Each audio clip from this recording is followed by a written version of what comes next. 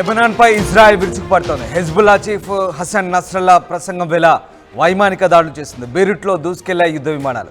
దక్షిణ లెబనాన్పై 52కు పైగా వైమానిక దాడులు చేశారు. దక్షిణ లెబనాన్లో వందలాది రాకెట్ లాంచర్లను ధ్వంసం చేశామని చెబుతోంది ఇజ్రాయెల్. మరోవైపు లెబనాన్లోకి ఇజ్రాయెల్ సైన్యం దూసుకొస్తోంది.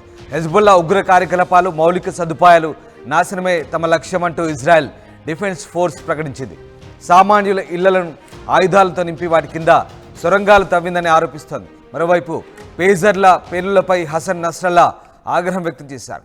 పేలుళ్లను యుద్ధంగానే చూస్తామంటున్నారు. దాదాపు 4000 పేజర్లను లక్ష్యంగా చేసుకున్నారని, 4000 మందిని ఏకకాలంలో చంపేందుకు కుట్ర చేశారంటూ నస్రల్లా ఆరోపిస్తున్నారు. రెండో రోజు దాడిలో వాకీటాకీలు పేల్చి మరో 1000 మందిని హతమార్చేందుకు యత్నించారంటూ ఆరోపించారు.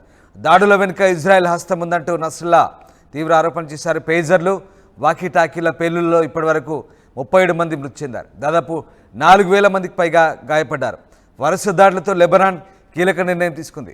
విమానాల్లో పేజర్లు, వాకీటాకీలపై నిషేధం విధించింది. మరోవైపు యునైటెడ్ నేషన్స్ కూడా ఇజ్రాయెల్ దురాక్రమణ మానుకోవాలంటూ హెచ్చరిస్తున్న పరిస్థితి. ఈ నేపథ్యంలో మరొకసారి యుద్ధం అంచుకు వెళ్తోంది ఇరు దేశాలు. మరోవైపు ఇటు ఇజ్రాయెల్ ఏకకాలంలో దాడులు చేస్తూ బెంబేలెత్తిస్తోంది. ప్రధానంగా హిజ్బుల్లా లక్ష్యాల స్థావరంగా ఇజ్రాయెల్ చేస్తున్న దాడులు ఒక్కసారిగా హెజ్బుల్లాను గుక్క తిప్పుకోనియకుండా చేస్తున్న పరిస్థితి కనబడుతోంది. ఏకకాలంలో ఈ దాడులు కొనసాగిస్తుంది.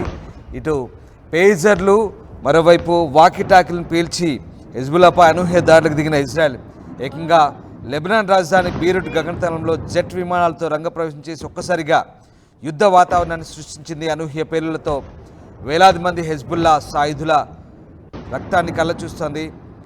ఈ నేపథ్యంలో ఇజ్రాయెల్ భారీ మూల్యం చెల్లించుకోక తప్పదంటూ హెజ్బుల్లా చీఫ్ నస్రల్లా ప్రసంగించిన కొద్దిసేపటికే ఇజ్రాయెల్ వైమానిక చర్యకు దిగింది.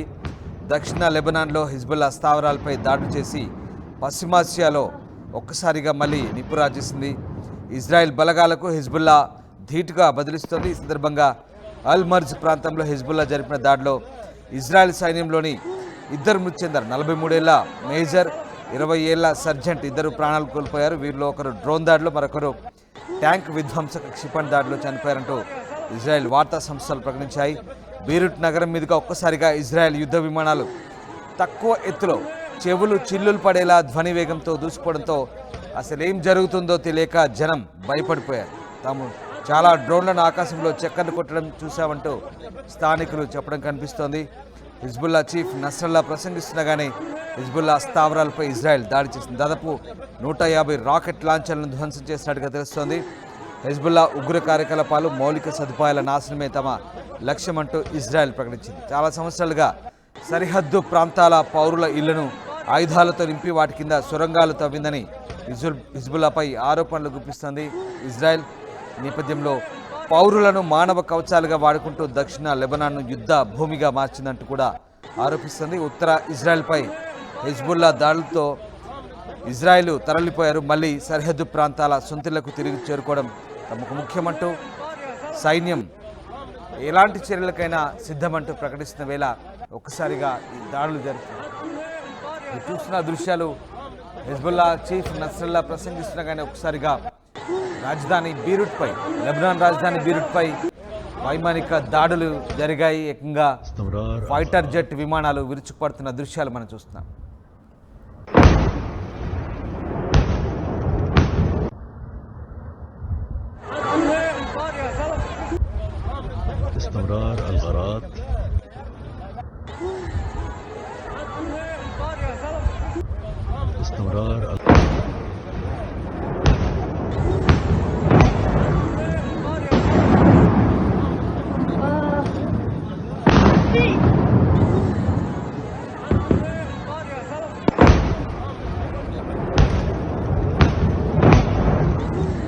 ابو حد بيتي بلزق بيتي لايك ابو حد بيتي بلزق بيتي لايك ابو حد بيتي بلزق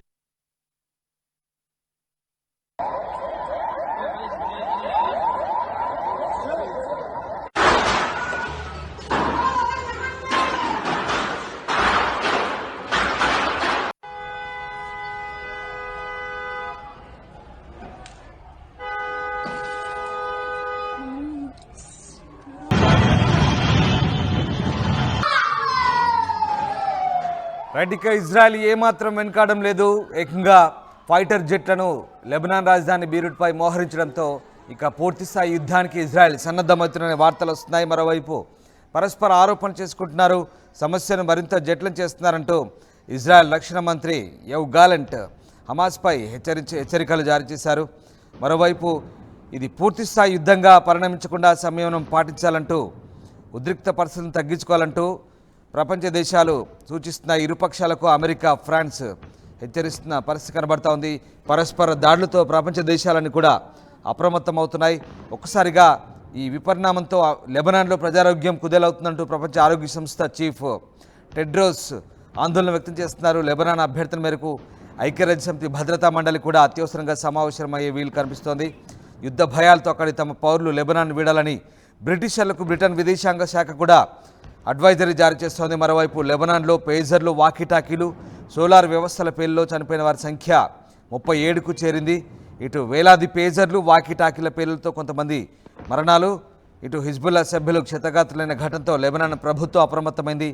విమాన ప్రయాణికుల, పౌర విమానయాన సంస్థల భద్రతపై కూడా దృష్టి సారించింది.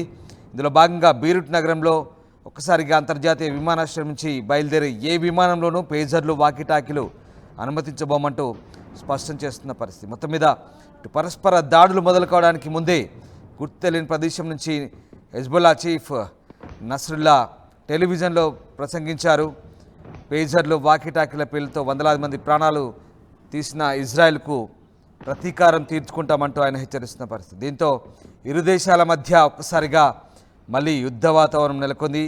ఒక్కసారిగా యుద్ధం అంచుకు వెళ్తున్నాయి ఇరు దేశాలు. దీంతో అటు ఇజ్రాయెల్ టెలికమ్యూనికేషన్ల వ్యవస్థపై కోలుకోలు దెబ్బతీయడంతో ఒక్కసారిగా హెజ్బుల్లా తల్లడిల్లుతోంది. దీంతో ఇక ప్రత్యక్ష దాడులకు ఇరు దేశాలు కూడా సిద్ధమవుతున్న వేళ ఏం జరుగుతుందనే అంశంపై ప్రపంచ దేశాలు ఆసక్తిగా గమనిస్తున్నాయి.